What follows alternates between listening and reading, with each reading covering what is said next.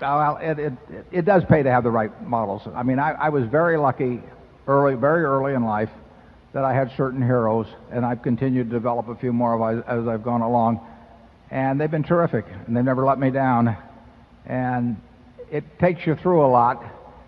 And I think that, it just stands to reason that you copy very much the people that you do look up to, and particularly if you do it at an early enough age. So I think if you can influence the role models of a 5-year-old or an 8-year-old or a 10-year-old, it's going to have a huge impact. And of course, everybody virtually starts out with their initial models being their parents. So they are the ones that are going to have that huge effect on them. And if that parent turns out to be a great model, I think it's going to be a huge plus for the child. I think that it beats a whole lot of other things in life to have the right models around. And I have, like I say, even as I gotten older, I picked up a few more, and it influences your behavior. I'm convinced of that. And if you will want to be a little more or a lot more, depending on your personality, like the person that you admire. And I tell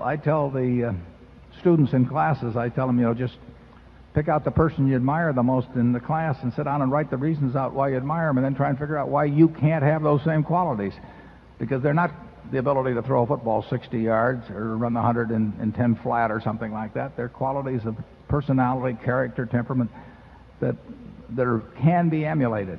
But you got to start early. It's very tough to change behavior later on. And you can apply the reverse of it, following Charlie's theory. You can find the people that you don't like and say, what don't I like about these people? And then you can, if it takes a little strength of character, but you can look inward and say, have I got some of that in me? And it's not complicated. Ben Graham did it. Ben Franklin did it. And it's not complicated. Nothing could be more simple than to try and figure out what you find admirable, and then decide, that the person you really would like to admire is yourself. And the only way you're going to do it is take on the qualities of other people you admire. Anyway, that's a 2-minute answer on something Bill and I did talk a little bit about. Charlie? Yeah. There is no reason also to look only for living models. The eminent dead are in the nature of things some of the best models around. And if it's a model is all you want, you're really better off not limiting yourself to the living. Some of the very best models have been dead for a long time.